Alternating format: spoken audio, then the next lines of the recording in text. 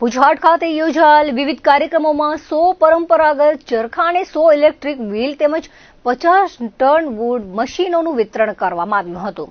ભારત સરકારના સૂક્ષ્મ લઘુ અને મધ્યમ ઉદ્યોગ મંત્રાલયના ખાદી અને ગ્રામોદ્યોગ આયોગના અધ્યક્ષ ભુજમાં આયોજિત 2 કાર્યક્રમોમાં હાજરી આપી હતી, જેમાં ટર્ન વુડ મશીનો, વિદ્યુત ચાલિત ચાકનું અને પરંપરાગત ચરખાનું વિતરણ કર્યું હતું।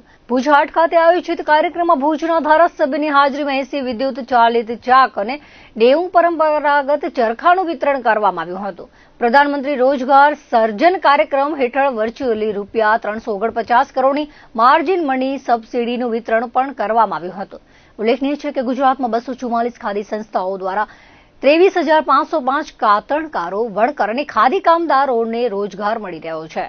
દેશભરમાં 8,962 નવા એકમો સ્થાપિત થયા છે અને 98,582 નવા લોકોને રોજગાર મળ્યો છે, જ્યારે ગુજરાતમાં 352 નવા એકમોને 39 કરોડ રૂપિયાની સબસિડી આપવામાં આવી છે, જેનાથી 3,872 નવી નોકરીઓનું સર્જન થયું છે। पूज्य बापू की विरासत खादी आज हमारे देश के यशस्वी प्रधानमंत्री जी खादी ग्रामोद्योग के माध्यम से हमारे देश के लोगों को आत्मनिर्भर बनाने की दिशा में प्रयत्नशील है।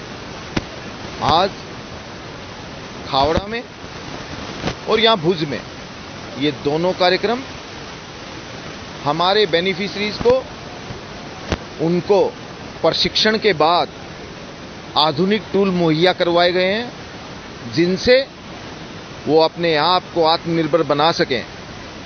आज खादी ग्रामोद्योग पिछले 10 सालों में पहली बार 1.5 लाख करोड़ रुपए के कारोबार को पार कर चुकी है।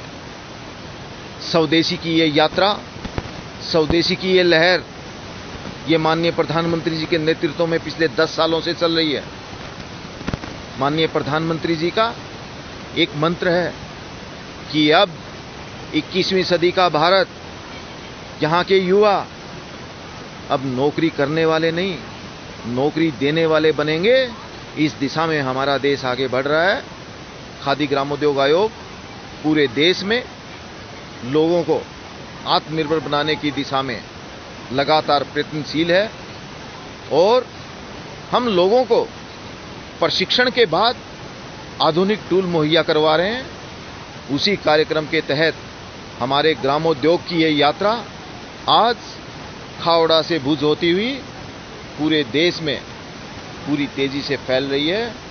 मैं आज यहाँ जिन भी लाभार्थियों को आधुनिक टूल मिले हैं, मैं उनको शुभकामनाएं देता हूँ। माननीय प्रधानमंत्री जी के नेतृत्व में और गुजरात में हमारे मुख्यमंत्री भूपेंद्र भाई पटेल जी के नेतृत्व में डबल इंजन की सरकार बड़े जोर शोर से गुजरात के लिए काम कर रही है। मैं यहाँ के जिन साथियों को आज आधुनिक टूल मिले हैं, उनको पुनः शुभकामनाएं देता हूँ। और हम लोगों ने आज यहाँ एक और प्रण किया है कि अब भुज के युवा माननीय प्रधानमंत्री जी के प्रधानमंत्री रोजगार सृजन कार्यक्रम के तहत वो 50 लाख रुपए तक का ऋण, जिसमें सरकार 35% तक की सब्सिडी देती है, उसके माध्यम से भी वो अपने आप को आत्मनिर्भर बनाएंगे। आज के इस कार्यक्रम में प्रधानमंत्री रोजगार सृजन कार्यक्रम के तहत करीब 9,000 लोगों को देश भर में करीब 350 करोड़ रुपए की मार्जिन मनी सब्सिडी यहाँ से वितरण का कार्यक्रम भी हुआ है। मैं देश के उन सभी लाभार्थियों को भी हार्दिक शुभकामनाएं देता हूँ और लोगों से आह्वान करता हूँ कि वो प्रधानमंत्री रोजगार सृजन कार्यक्रम के तहत आएं और इस स्कीम का लाभ लें और अपने हाथों को मजबूत करें और हमारे माननीय प्रधानमंत्री जी के स्वदेशी के संकल्प आत्मनिर्भर भारत, उसकी दिशा में सब मिलकर आगे बढ़ें। હું સૂફ અને ખારીક એમ્બ્રોઇડરીની આર્ટિશન છું અને સ્ટેટ એવોર્ડી વિનર છું। મારા ક્રાફ્ટ વિશે હું કહું તો સૂફ એમ્બ્રોઇડરી કે એની સ્પેશિયાલિટી એ છે કે કપડાના તાણાવાણા ગણીને એને પાછળના સાઈડથી બનાવવામાં આવે છે વિધાઉટ પ્રિન્ટ। તે ખૂબ જ બારીક કામ છે। તે કચ્છમાં થતી 16 એમ્બ્રોઇડરી જે છે એમાં સૌથી ખાસ છે। તે કોસ્ટલી પણ છે અને ખૂબ અઘરું પણ છે। આજે અહીંયા આવેલા ખાદી ગ્રામોદ્યોગના અધ્યક્ષ શ્રી મનોજ કુમારજીને મારું કામ જોયું અને એમને ખૂબ ગમ્યું છે અને એમને કામને આગળ લઈ જવા માટે એક સંસ્થા બનાવવાનું કહ્યું છે। સંવિધાન ગૌરવ અભિયાન અંતર્ગત રાપર તાલુકા ભાજપ અને શહેર ભાજપ દ્વારા બેઠકનું આયોજન કરાયું હતું. રાપર તાલુકાની તમામ 5 જિલ્લા પંચાયતમાં ડોક્ટર આંબેડકરના સંવિધાન ગૌરવ અભિયાન અંતર્ગત કાર્યક્રમ યોજાયો હતો. ધારાસભ્ય વિરેન્દ્રસિંહ જાડેજાના માર્ગદર્શન હેઠળ આયોજન કરવામાં આવ્યું હતું. અખિલ ભારતીય સંત સમાગમ મહાકુંભ પ્રયાગરાજ મધ્ય ધર્મસભા યોજાઈ હતી, જેમાં ઉત્તર પ્રદેશના ઉપમુખ્યમંત્રી બ્રિજેશ પાઠક ઉપસ્થિત રહી સર્વ સંતો મહંતોનું સન્માન કર્યું હતું. મહેશ્વરી મેઘવાડ સમાજના ધર્મગુરુ માતંગ પચાણભાઈ આતુભાઈ દ્વારા ઉત્તર પ્રદેશના ઉપમુખ્યમંત્રી બ્રિજેશ પાઠકનું પૂજ્ય ધણી માતંગ દેવની છબી ભેટ સ્વરૂપે અર્પણ કરાઈ હતી. સાથે જ ધણી માતંગ દેવના ઇતિહાસ વિશે ચર્ચા કરાઈ હતી. ભુજના રોયલ ફાઉન્ડેશનના ઉપક્રમે પ્રજાસત્તાક પર્વની પૂર્વ સંધ્યાએ શહેરની જયનગર પ્રાથમિક શાળામાં ભૂલકાઓને તિરંગાનું વિતરણ કરાયું હતું. સંસ્થાના પ્રમુખ અનવર નોડે જણાવ્યું હતું કે બાળકોમાં રાષ્ટ્રપ્રેમની ભાવના બળવત્તર બને તે માટે વર્ષ 2002થી સંસ્થા દ્વારા દર વર્ષે આઝાદી અને પ્રજાસત્તાક પર્વની પૂર્વ સંધ્યાએ બાળકોને રાષ્ટ્રધ્વજનું વિતરણ કરાય છે. તિરંગો મેળવી બાળકો ખુશખુશાલ થયા હતા. 2001માં જયારે વિનાશક ભૂકંપ આવ્યો અને પછી સ્થિતિ પ્રમાણે તમને મને આપણે સૌને ખબર છે કે 2001 પછી ભુજ નવસર્જન દોડી ગયો ને જે તે વખતે પર મારી સ્થિતિ હતી એના પછીની સ્થિતિ પ્રમાણે મેં પોતાનો ધંધો ચાલુ કર્યો ને પોતાનો ધંધો ચાલુ કર્યો એના પછી મને કાંઈ ને કાંઈ એમાં જાણવા મળ્યો, શીખવા મળ્યો અને એ શીખવા માટે મેં ઘણો પુરસાદ કર્યો અને એને અલ્લાહ મને એનો ફળ આપ્યો કે નાના નાના બાળકોને વાલસોય કરી ને કોઈ પણ ભુજની એક પ્રાથમિક શાળામાં જઈ ને બાળકોને મોટિવેટ કરવાનો, રાષ્ટ્રધ્વજ આપવાનો, અલ્પાહાર આપવાનો અને રાષ્ટ્ર દેશભક્તિનો પુસ્તક આપવાનો આ 2001 થી કરી ને 2002 થી કરી ને આવી રીતે મારો આ કાર્યક્રમ ચાલુ છે.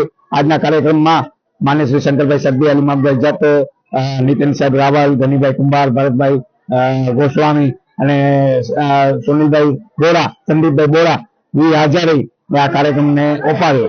આ કાર્યક્રમ ભુજ શહેરની જૂનામાં જૂની કોલોની કઈ એવી જયનગરમાં રાખવામાં આવ્યો હતો.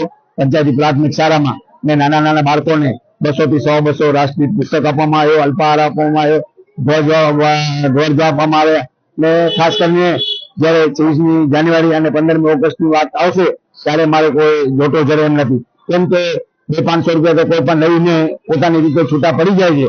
તો જયારે બાળકોને મોટિવેટ કરો, રૂબરૂ જાઓ ત્યારે મને એમ લાગે છે એનો આનંદ અતિ હોય છે. કેમ કે હું પણ એક નાનો કરો વેપારી છું. આજે કોઈ પણ કાર્યક્રમમાં જ્યાં પણ તમે જાઓ ત્યાં સમયનો અભાવ હોય છે, પણ મેં ધંધાને પર રાખી આ બધા કાર્યક્રમ સફળ કાર્યક્રમનું આયોજન કરું છું. એમાં એક મને તાકાત મળે છે, તાકાતમાંથી ઉર્જા મળે છે, ઉર્જા મળે છે એટલે આ બધા કામ કરું છું. એટલે ખાસ કરીને જયારે 15મી ઓગસ્ટની પૂર્વ સંધ્યાએ, 26મી જાન્યુઆરી પૂર્વ સંધ્યાએ જે પણ પ્રેસ મીડિયા પણ વારંવાર અમારી નોંધ લે છે, દેશદાસની તમે પણ ભાવના પ્રગટ કરો છો ત્યારે હું પણ તમને ધન્યવાદ કહું છું. જય હિન્દ, જય ભારત. 200 વર્ષની ગુલામી પછી 1947ની 15મી ઓગસ્ટે આપણા દેશે રાજકીય આઝાદી મેળવી. આપણે આઝાદી તો મેળવી પણ આ દેશમાં કયા પ્રકારની શાસન વ્યવસ્થા હશે એ નક્કી કરવાનું કામ બાકી હતું. 29મી ઓગસ્ટ 1939ના રોજ બંધારણ સભાની રચના કરવામાં આવી. એ બંધારણ સભામાં 284 સભ્યોની નિમણૂક કરવામાં આવી. એ સભ્યો કયા કે જેમને આપણે તજજ્ઞ, નિષ્ણાંતો કહી શકીએ, રાષ્ટ્રીય આગેવાનો કહી શકીએ. એ બંધારણ સભાના પ્રમુખ એટલે ડોક્ટર રાજેન્દ્ર પ્રસાદ અને એની કોર કમિટી, મહત્વની સમિતિ એટલે મુસદ્દા સમિતિ, એના ચેરમેન ડોક્ટર બાબા સાહેબ આંબેડકર. બંધારણ સભા સાથે કચ્છની કનેક્શન જોઈએ તો એના 2 સભ્યો પ્રોફેસર કેટી શાહ માંડી, મહાન અર્થશાસ્ત્રી, અને ભવનજીભાઈ અર્જુન સિંહજી જે પાછળથી 10 વર્ષ સુધી લોકસભાના સભ્ય રહ્યા, એ બંધારણ સભાના સભ્ય. અને જે મુસદ્દા સમિતિ બની એમાં ગુજરાતની કનેક્શન જોઈએ તો કનૈયાલાલ માણેકલાલ મુનશી એ સભ્ય. બાબા સાહેબ આંબેડકરે દુનિયાના 60 જેટલા દેશોના બંધારણોનો અભ્યાસ કર્યો.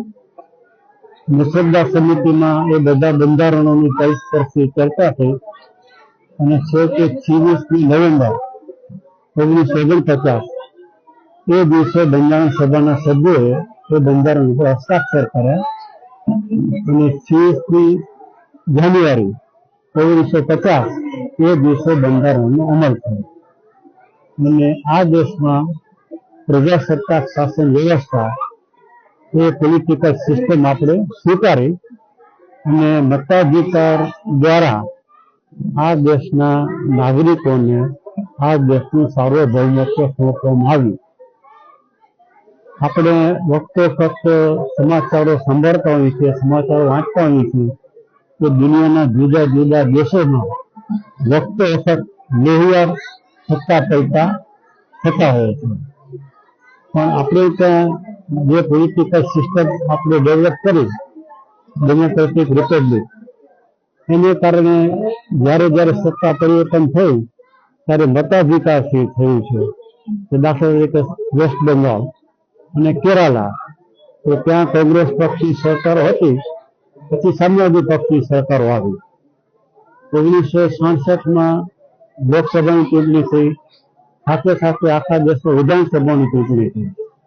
તે વખતે ઉત્તર પ્રદેશ, મધ્યપ્રદેશ, રાજસ્થાન અને હરિયાણા ત્યાં મતાધિકારથી પરિવર્તન આવે.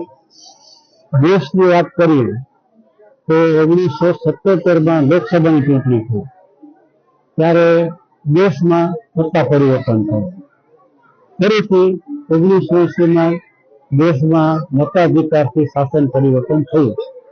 એ રીતે આપણા દેશમાં સત્તા પરિવર્તનો થતા રહ્યા છે, પણ દુનિયાના બીજા દેશોમાં જ્યારે સત્તા પરિવર્તન થાય છે ત્યારે કાં તો લશ્કરની વિદ્રોહ હોય એને કારણે સત્તા પરિવર્તન થાય, અથવા પ્રજાની વિદ્રોહની ભાવના હોય અને લશ્કર હથિયાર ઓછા મૂકી દે. બાંગ્લાદેશ તાજેતરનો દાખલો, ત્યારે સત્તા પરિવર્તન થતું, એ રીતે સત્તા પરિવર્તન થતા હોય છે. આપણા દેશનો સદનસીબ છે કે આપણા રાષ્ટ્રીય નેતાઓએ જે દીર્ઘદ્રષ્ટિ વાપરી અને જે બંધારણ આપણને આપી, એને કારણે આપણા દેશમાં લોકશાહી ટકી રહી છે. અને આજની તારીખે દુનિયામાં સૌથી મોટી લોકશાહી તરીકે આપણા દેશની લોકશાહીની ગણતરી થાય છે. પણ મોટી લોકશાહી હોવી એ ખરાબ તો નથી. મોટી લોકશાહી સાથે દુનિયાની શ્રેષ્ઠ લોકશાહી હોવી એ જરૂરી છે. અને શ્રેષ્ઠ લોકશાહી થવા માટે હજી ઘણી મજલ કાપવાની બાકી છે. અને બીજા કોઈની વાત ન કરું, પણ રાષ્ટ્રીય સ્વયંસેવક સંઘ એમના મહાસચિવ દત્તાત્રેયજી, એમણે 2 વર્ષ પહેલા એમ કહ્યું કે આપણા દેશના 20 કરોડ લોકો ગરીબી રેખાથી નીચે જીવે છે અને 23 કરોડ લોકો એવા છે કે જેમની રોજની આવક ₹275 ઓછી છે. આ દેશમાં ખૂબ જ બેરોજગારી છે. આ દત્તાત્રેયજીની ઓબ્ઝર્વેશન, અને એમને જે આંકડા આપ્યા એ પ્રમાણે તે વખતે આપણા અર્થતંત્રની ગણતરી દુનિયાના 6થા અર્થતંત્ર તરીકે થતી હતી, છતાં આ દેશના 50% વધારે લોકોને વિશે એક રાષ્ટ્રીય આવકના 13% માંડ આવતા હતા. તો એમને જે સૂચન કર્યું કે ભાઈ રોજગારીની તકોનું નિર્માણ કરો, કુટીર ઉદ્યોગોને પુનર્જીવિત કરો, કાયદો જળવાઈ રહે એ જુઓ. તો મારી પણ સંબંધ કરતા સૌને વિનંતી કે આજે ચૂંટણી જીતવા માટે જુદા જુદા રાજ્યોમાં જુદા જુદા પક્ષો જે રીતે રેવડીની જાહેરાતો કરે છે, એને કારણે આપણો દેશ એક રેવડી બજાર હોય એવી છાપ દુનિયામાં ઊભી થઈ રહી છે. તો રેવડી બજાર કરી અને ચૂંટણી જીતવા કરતા તમે લોકોને મેનિફેસ્ટો આપો, મેનિફેસ્ટોમાં જે જાહેરાતો કરો એનો અમલ કરો અને પછી ચૂંટાવો. આપણા પંતપ્રધાન, પૂર્વ પંતપ્રધાન, જેને ખરેખર આપણે પ્રજાવત્સલ પંતપ્રધાન કહી શકીએ, એવા અટલ બિહારી વાજપેયીજી, એમણે પણ એમ કહ્યું છે કે ભાઈ તમે આ દેશમાં લોકોને શિક્ષણ નિઃશુલ્ક આપો એ સારી વાત છે, આરોગ્ય સેવાઓ નિઃશુલ્ક આપો ઈચ્છનીય છે, અને ન્યાય નિઃશુલ્ક આપો એ પણ ઈચ્છનીય છે. એના સિવાય કોઈ પણ વસ્તુ નિઃશુલ્ક આપવી જોઈએ નહીં. વાજપેયીજીના અભિપ્રાય પ્રમાણે આ બધી વસ્તુઓ નિઃશુલ્ક આપવાથી આપણે દેશના નાગરિકોને ડિઝાઇનર્સ કરીએ છીએ અને ડિમોરલાઇઝ કરીએ છીએ. તો નાગરિકોને ડિમોરલાઇઝ કરવાને બદલે એ લોકો સમાનભેર જીવન જીવી શકે એ રીતે આપણે એમને શિક્ષણ આપીએ, આરોગ્યની સુવિધા આપીએ, ન્યાય આપીએ અને એ રીતે ક્યારેક ને ક્યારેક મોટી લોકશાહીમાંથી શ્રેષ્ઠ લોકશાહી અથવા કમસે કમ સારી લોકશાહી થઈ શકીએ એવી આજના દિવસે શુભેચ્છા. દર્શક મિત્રો, આ હતા ત્યાર સુધીના કચ્છ ટીવી ન્યૂઝ. ફરી મળીશું નવા સમાચારો સાથે, નવી અપડેટ સાથે. ત્યાં સુધી મને રજા આપશો. નમસ્કાર.